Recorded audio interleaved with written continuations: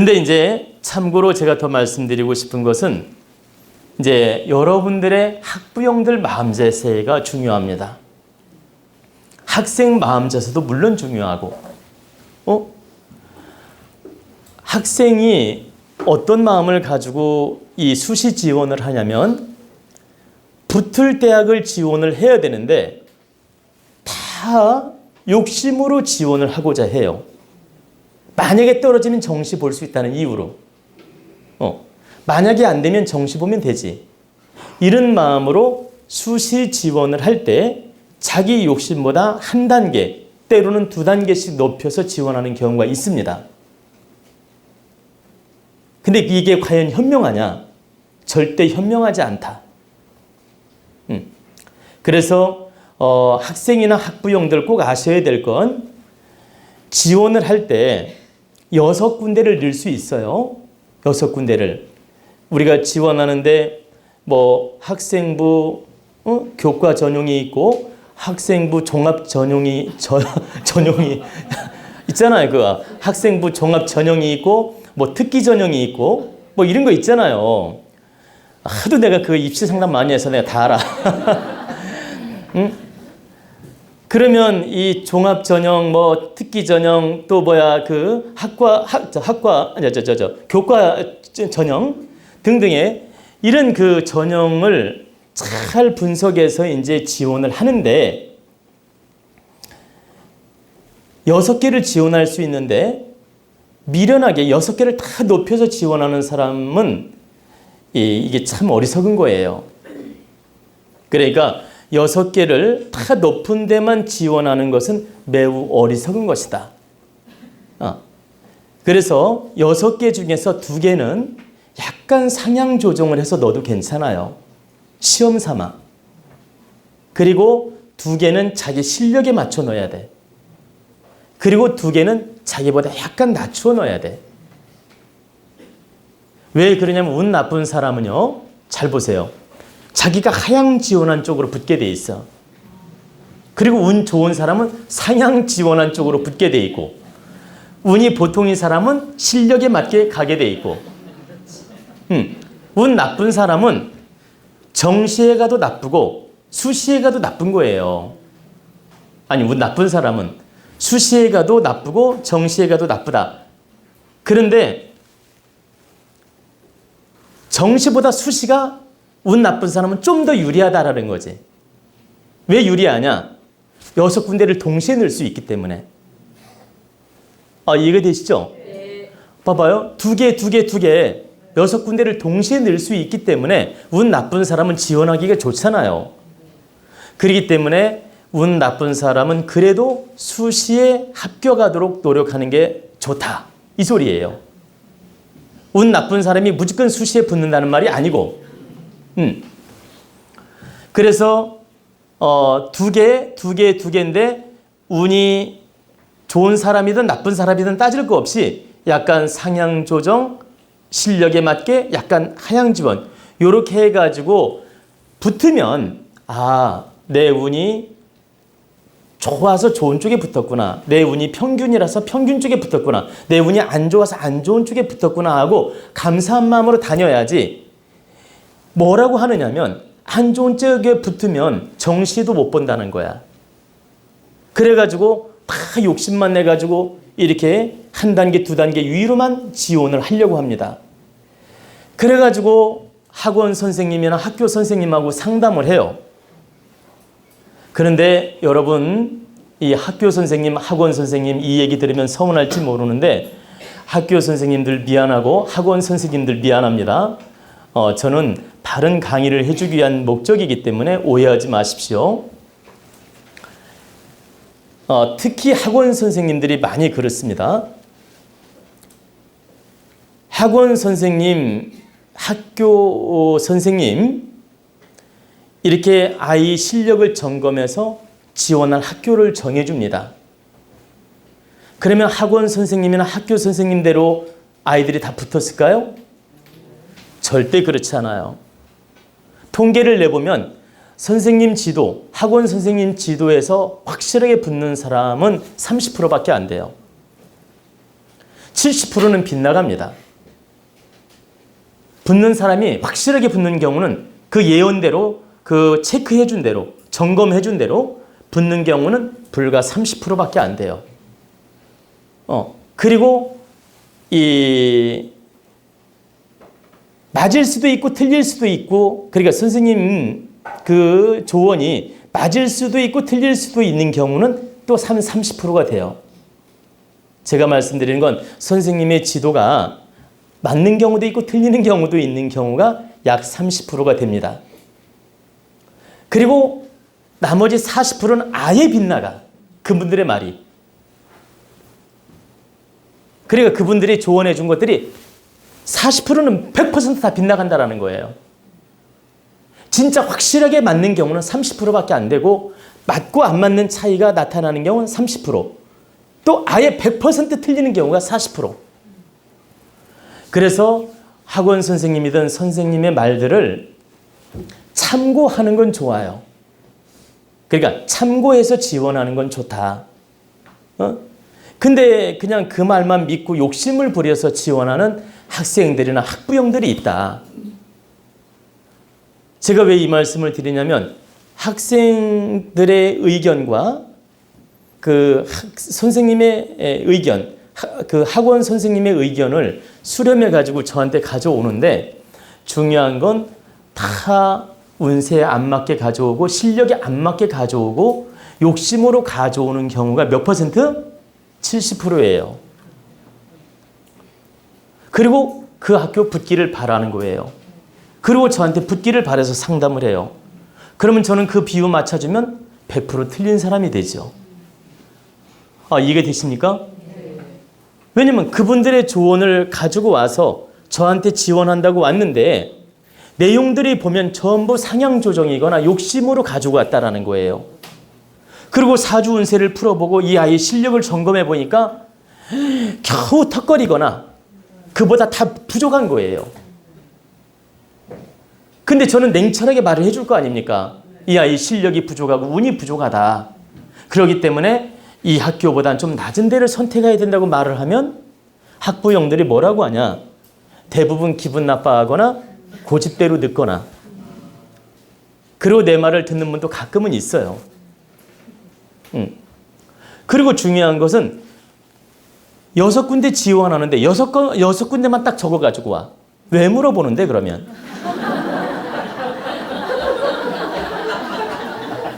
무슨 말인지 이해가 되죠?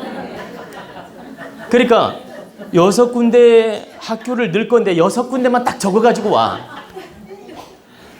왜 물어보냐 이 말이에요. 넣으면 되지 그냥. 그러면 제가 점을 쳐서 다 나쁘게 나왔어. 그럼 어떻게 할 건데? 한 군데도 넣을 데가 없잖아. 제가 실제 6군데를 적어가지고 왔는데 점을 쳐보면 다 불합격으로 나오는 경우도 많아요. 그리고 실력이 안 돼서 불합격으로 나오는 경우도 있고, 운세가 나빠서 불합격으로 나오는 경우도 태반이야. 그러니까 저는 얼마나 답답해요. 그러면 다른 학교가 없냐고 자꾸 물어보게 돼. 에? 그러면 거기서 또 시간을 많이 끌게 돼. 그리고 엄마는 엄마대로 답답하고 또 아이는 또 아이대로 고집을 부려 집에 가서. 왜 고집 부리는지 알죠? 엄마 뜻을 안 받아주는 거야. 자기 고집대로. 그래가지고 결과적으로 내 말 안 듣고 지원했다가 떨어지는 분도 많이 보고, 겨우겨우 엄마가 부탁해가지고 한 군데 이제 엄마 뜻을 따른 거예요. 그래가지고 한 군데 붙는 아이도 있고. 근데 결론은 아이 욕심에 반영해서 이제 엄마들이 가지고 오는데 결과적으로 떨어지는 학교를 가져오는 애가 너무나 많다. 그리고 욕심의 잣대로 6군데를 적어오는 경우가 많다. 그래서 다시 학교를 좀 알아봐가지고 오라고 하는 경우도 제가 많아요. 왜냐면 최소한 12개는 가지고 와서 50%는 쳐내야 좋은 대학을 지원할 거 아닙니까? 무슨 말씀이냐면 6군데 넣으려면 12개 정도는 가지고 와서 저한테 물어봐가지고 합격할 대학을 6군데 정해달라고 해야지. 그래야 점을 쳐보고 운세를 봐가지고 봐봐요. 반을 쳐내고 반을 딱 정해줄 거 아닙니까? 그래야만이 명답이 나오는데 이번이면 6개 가지고 와서 붙는 걸 봐달래. 그럼 다 떨어지게 나왔는데 어쩌란 말이야 나한테. 그래가지고 뭐냐면 늘 대학이 없다고 하면 서운해서 이제 돌아가는 분도 있고 또 다른 대학을 가져오는 분도 있어요. 그래서 제가 입시 상담을 무려 2번씩 한 분도 많아요. 왜냐면 늘 대학이 없으니까. 제가 그러면 이쯤에서 제 얘기를 잠깐 해드리겠습니다. 지금 이 자리에 누가 있죠? 이 자리에 우리 아들이 있습니다. 저는 아들 얘기 안 하고 싶은데 오늘 특별히 하겠습니다. 지금 우리 아들이 수시 원서를 넣는데 저한테 봐달라는 거예요. 근데 역시 똑같이 6개를 딱 적어가지고 왔습니다. 그래서 선생님한테 상의했냐니까 상의했대. 그래서 상의했다 하면서 선생님들이 오케이 해가지고 가져온 거라는 거예요. 그리고 자기도 가고 싶은 대학이고. 그래서 6개를 딱 가지고 왔는데 제가 하는 말이에요. 야, 6개 가지고 와가지고 6개 다 넣으면 되지. 나한테 물어볼 필요가 뭐 있냐. 제가 하는 말이에요. 그러니까 빨리 한 10개 이상은 가지고 와라. 제가. 그러니까 이제 아들이 가만히 고심을 하다가 그냥 마음에 안 드는 대학도 이제 가져온 거야, 이제. 예. 그래가지고 10개 이상을 적어가지고 왔길래 제가 쭉 운세를 보고 점을 쳐본 거예요. 그리고 아들한테 하는 말이, 아들아, 나는 네가 좋은 학교 가기를 진심으로 바란다. 그렇지만 아버지로서 빠르게 분별하고 판단해줘야지 감정대로 결정할 수가 없구나. 그래서 아버지가 지금부터 하는 말을 오해로 듣지 마라.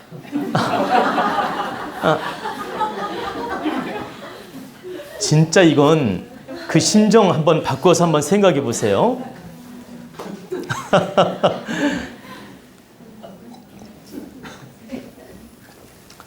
그때 그 심정은요, 제가 다른 분 상담할 때보다 더 마음이 무겁죠. 왜냐면 무겁지만은 저는 언제나 냉철하게 상담을 해야 돼요. 자식이라도. 그러니까 무슨 말씀이냐면 손님 상담할 때보다 제 마음은 더 무겁죠. 그렇지만은 저는 아들이라 하더라도 냉철하게 말할 수밖에 없었고 냉철하게 답을 내릴 수밖에 없었어요. 그래서 아들한테 미리 사전에 딱 포석을 깔았죠. 지금부터 하는 말은 진실되게 너의 운명에 맞게, 너의 운에 맞게, 너의 실력에 맞게 아버지가 설명해 주는 거니까 오해로 듣지 마라. 그리고 바르게 판단해서 지원했으면 좋겠다. 딱 그렇게 한 다음에 6군데를 딱 집어줬어요, 제가. 근데 제가 최고 붙을 대학을 마지막에 딱 선택을 하니까 뭐라고 하냐면 아들이, 아버지, 자기를 무시하는 거냐? 예, 무슨 말씀이냐면 왜 그 대학을 가라고 하느냐 이거예요. 그 대학을 왜 찝었냐 이거야. 자기는 그 대학에 안 가고 싶다는 거지 이제. 자기 실력을 더 믿는 거죠. 그래서 제가 하는 말 꼬셨죠. 어차피 6군데 들 거 여기도 한 군데 넣어보자. 어차피 6군데 넣으니까 여기도 한 군데 넣어보자. 그러면 나머지 붙으면 좋고 안 되면 여기라도 가면 될 거 아니냐. 그래가지고 제가 이제 설득을 해가지고 6군데를 지원했습니다. 그런데 그 6군데 대학 중에서 제가 마지막으로 선택한 그 학교가 딱 합격이 됐습니다.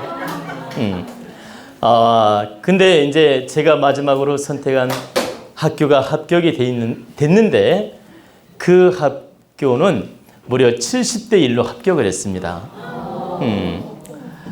그리고 그 마지막이라는 학교도 물론 서울의 괜찮은 대학이에요. 이름은 말하지 않겠습니다. 그런데 이제 어찌됐든 그래도 이 명실공히 그래도 서울에서 인정하는 학교예요. 그런데도 우리 아들은 자기 성에 안 차서 많이 부담이 됐죠. 부담이 됐지만 저는 어떻게 했습니까? 아들이라도 냉철하게 분별을 해서 판단을 해준 거예요. 그러면 저도 학부형인데 오죽이나 하겠습니까? 좋은 데 가기를 바라죠. 그러나 저는 운세를 알고 실력을 알고 합격 여부를 알기 때문에 냉철하게 답을 주었고 그 답대로 이루어진 겁니다. 마찬가지로 저는 제 자식이라 하더라도 이런 냉철한 분별을 하고 냉철한 잣대로서 말을 해주는데 손님들은 말할 필요도 없지요. 더 바르게 냉철하게 말해줘야 된다는 책임이 있죠. 그런데 너무나 안타까운 사실은 손님들이 더 안 받아들인다는 겁니다. 왜? 욕심 때문에. 그래서 학부형들이 상담하러 와서 그 욕심의 잣대에 안 맞으면 많이 부담스러워하고 이렇게 싫어하는 경우가 있습니다. 근데 이 자리를 빌어 부탁드리는데 상담을 할 때는 내가 6군데를 지원할 거라면 약간 상향 조정은 2개 할 수 있어요. 그리고 2개는 반드시 실력에 맞게 그리고 2개는 약간 하향 조정을 할 수 있는 마음을 가져야 돼요. 그리고 그런 학교를 잘 선택해서 10개 정도는 가지고 와서 많으면 12개 이상 이렇게 가지고 와서 이렇게 분별을 해서 판단할 수 있도록 해야 되는데 딱 이렇게 6개만 가지고 와서 봐달라고 하는 경우가 많은데 이것은 저를 너무나 힘들게 하는 것입니다. 즉 다시 말씀드리면 우리가 입시 지원을 할 때는 최소한 2배 정도 학교를 선정해 가지고 와서 이렇게 바르게 분별할 수 있게끔 기회를 주고 선택하게끔 기회를 주고 해서 냉철한 분별력을 가져야 정확하게 합격할 대학을 가르쳐 드릴 수가 있다. 그런데 욕심의 잣대로 학교를 딱 6개만 가지고 와서 그 안에서 뽑아달라고 하면 저는 억지 춘향으로 답을 주었어요. 막 그 학교를 넣는다고 하니까. 그러면 나중에 책임은 저한테 돌리게 됩니다. 그래서 제가 많이 상담할 때 부담스러울 때가 많고 학교를 다시 선정해 오라고 할 때가 많이 있었습니다. 그러니까 이런 점을 참고하셔서 여러분들이 입시 지원을 할 때는 선생님 말도 참고하고 학원 선생님 말도 참고하고 이렇게 학점도 참고를 해서 지원하는 건 좋은데 여러분들이 그 사주 운세 또 이 아이의 본성 에너지 실력 발휘할 수 있는 그리고 실전에서 잘할 수 있나 없나 이런 걸 잘 점검해 가지고 운을 참고해서 바른 분별을 해서 지원을 해야 합격률이 높고 또 그래야만이 학교 적응을 또 잘합니다. 그리고 이제 제가 하나만 더 참고로 말씀드리면 대학을 한 단계 높은 대학 갔다고 이 아이가 무조건 잘 되고 무조건 출세하고 무조건 좋아지느냐? 그렇지 않습니다. 여러분 그렇게 착각하시면 안 돼요.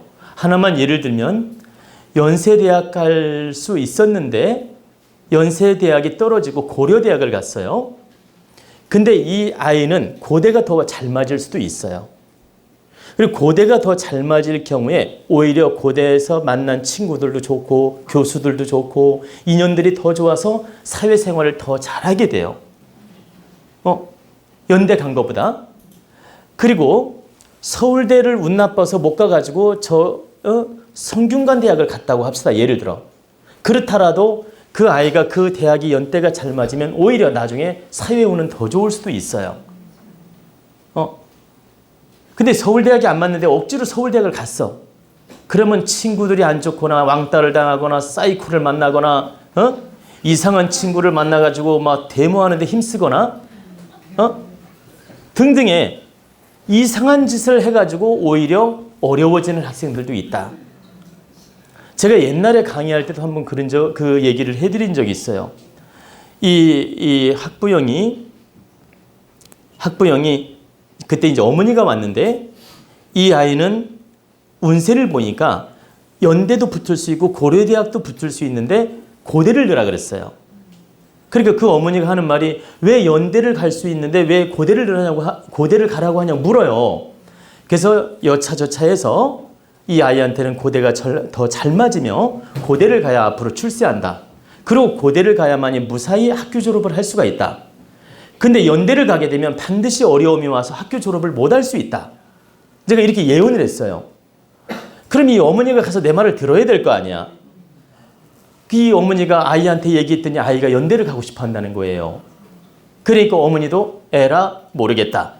그래가지고 연대를 딱 넣었는데 붙었어요. 붙었는데 연세대학을 가가지고 이렇게 이 아이가 데모 주동자가 된 거예요. 데모 주동자가 돼가지고 이 깜빵이를 갔어요. 그리고 결국 제적당했어. 그래가지고 저한테 다시 상담을 하러 왔어요. 근데 중요한 건 이 아이가 정신병이 걸린 거예요. 왜냐면 너무 충격이 커가지고 이렇게 알죠? 우울증, 이렇게 노이로제 이런 정신병까지 와가지고 굉장히 고통을 받았습니다. 그리고 그 아이를 결국 인생을 망친 거예요. 근데 그 어머니가 내 말을 듣고 고대를 만약에 보냈더라면 이 아이는 바르게 학교 생활하고 잘 졸업할 수 있었다. 결국은 연대 포기하게 되고 저기 깜빵 갔다 오고 정신병 걸리고 우울증 있잖아요. 트라우마 정신병 이런 우울증이 오고 정신병이 와가지고 고통을 많이 받았습니다. 그래서 우리는 학교 욕심만 무조건 내는 것이 현명하지 않다. 아이들 진로를 잡아줄 때는 아이들이 과를 바르게 선택할 수 있게끔 도와주고, 그러면 과를 바르게 선택할 때 어떻게 도와줍니까? 70%를 사주를 참고하는 거예요. 70%를 사주를 참고하고 30%는 아이가 좋아하는 걸 참고하고. 그러면 사주의 문과, 경영학과가 맞다고 해서 아이가 싫어한다면 보내면 안 되는 거죠.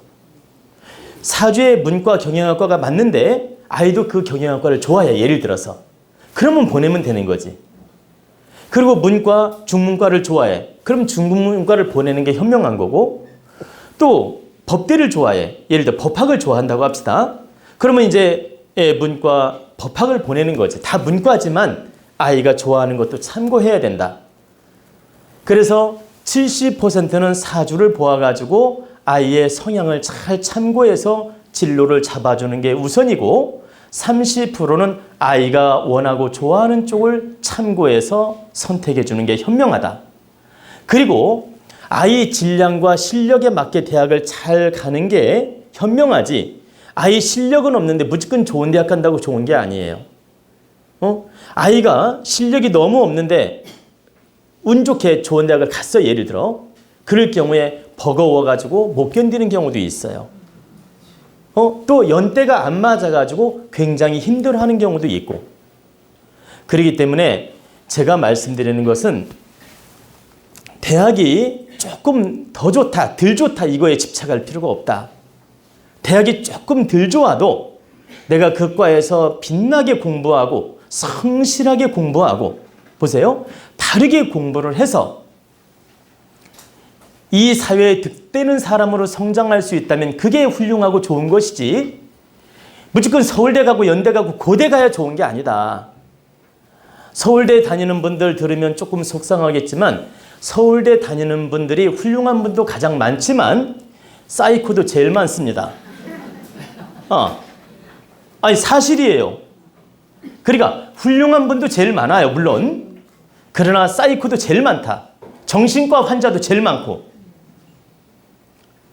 왜 그러냐면 한 곳에 너무 집중하고 공부에 미쳐버리니까 정신적으로 많이 노이로제가 오거나 부담이 오거나 스트레스가 와가지고 이 정신적으로 불안정한 아이들이 굉장히 많아요.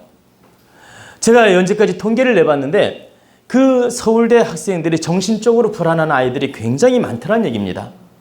그리고 심지어 서울대 나온 국회의원, 장관들 내가 만나봤는데 정신과 환자들이 엄청나게 많아요. 지금 그분들이 국회의원 하고 있어요. 그런데 정신과 약 먹고 있다니까. 제가 그런 경우도 굉장히 많이 봤습니다. 그래서 가장 출세하고 사회적으로 이름 있는 사람도 많지만 문제점을 가지고 있는 이렇게 어려운 분도 많다. 그래서 꼭 학교를 좋은 데 보내야만이 우리 아들이 잘 되고 우리 딸이 잘 된다, 이런 집착에 빠지지 말고 우리 아이들 진로에 보세요. 진로에 그러니까 진로를 잡아줄 때 이 우리의 아이 사주나 성향에 가장 잘 맞고 또 아이가 좋아하고 아이가 아주 기쁜 마음으로 공부할 수 있는 환경이 된다면 이걸 가장 감사하고 고맙게 생각해야 돼요. 또 그런 마음으로 아이들을 공부를 시킬 때 아이들이 바르게 성장할 수 있고, 또 그런 아이들이 사회에 나와서 자기 질량에 맞게 잘 삽니다. 돈을 벌든 보세요, 직장을 다니든 사업을 하든 사회생활을 오히려 잘하게 돼요. 그렇기 때문에 여러분들이 이 아이들을 지도할 때 너무 압박감, 욕심, 집착 이런 걸로 하지 마라. 질량에 맞추어서 바르게 진로를 잡아주는 노력을 해야 된다, 이런 뜻입니다. 아시겠죠?